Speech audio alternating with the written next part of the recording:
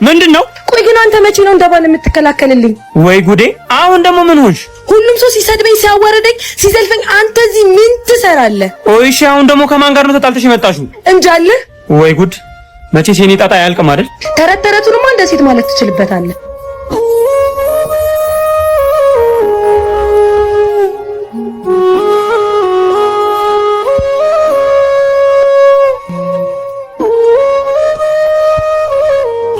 ግን ሚስትን መቼ ነው የምታሳርፋት? ከአንተ ጋር ደግሞ መቼ ነው የተጣላችሁ?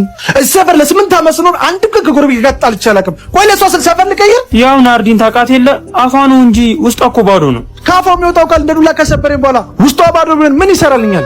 በሷ ስም በጣም ይቅርታ። እንደው ሴት ሆናብኝ ነው እንጂ እኔ ነብዩ ኤልያስ እሰባብርልህ ነበር። አይ ናርዶስ ከስንት ጎረቤቶቼ ጋር አባላሽ። አሁን ስልችት ነው ያለኝ። ቆይ አንተ አትመክራት? እሱ መቼ ጠፋኝ ሳ እና ምንድነው ችግሩ? ስነግራት አትሰማኝም። ጭራሽ በሷ ጸብ ውስጥ እኔን ማስገባት ትፈልጋለች። በእርግጥ ምላሷ ነው እንጂ ውስጧ እኮ የዋህ ነው። ይኸውልህ አንዳንዴ ሰዎች ውስጣችን የዋህ ቢሆንም ምላሳችን ነው የሚያዩት። ካፍ የወጣ ቃል ደግሞ አይመለስም። ስለዚህ ምከራት። አሁንስ በጣም ስልችት ነው ያለኝ። ወዴት ነው? ካንተ ጋር መኖር በቃኝ፣ ልሄድ ነው። ኦፍ እሺ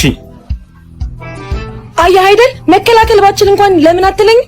ከማን ነው መከላከልልሽ? ንገረኝ እስቲ። አውቀሽ ልጅ ከምትጣያችሁ ሰዎች ወይስ ከማን? እኔ ልከላከልልሽ የምችለው የሚያጠቁሽን ሰዎች ብቻ ነው። ራስሽ ለማጥቃት ሄደሽ ማጥቃት ሲያቅትሽ እየተከተልኩ ማገዝልሽ ጥላሽ አይደለሁ። እንደ ባል ችግሮችሽን ለመሸፈን ሞክሬያለሁ። አሁን ግን በቃኝ።